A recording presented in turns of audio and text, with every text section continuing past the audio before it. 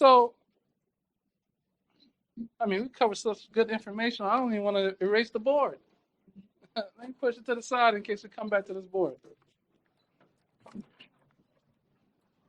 think he was asking if you went on a airplane Yes. and you found mostly wind damage, Right. are you writing a airplane or are you writing it? Not necessarily. No, not necessarily. You're there to inspect for damages. If they call it hell and you found wind damage, you're writing it up for wind. And you're making a note to the desk adjuster that it was wind damage and not hell. Okay? Because you're there to find damage. You have to identify where the wind came through, and you know you had a hailstorm. Right. So you have to identify where that wind came from. Depends on the carrier. All right? They're going to tell you if you need to go and look up a weather report to confirm it. Most of the time, desk adjusters are doing that.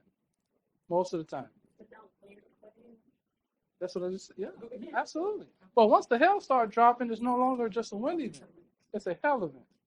Okay? Because wind does come with hail. So what if there was wind damage prior to there being hail damage? How do you, versus, you know what I'm saying? Like it's already damaged. Okay. Then it had hail damage. Okay. So how would you write it down? Okay. So you right. So that's really two questions in one, and I'm going to try to answer that for you. And maybe it'll simplify the answer to your question, make it a whole lot more simpler. So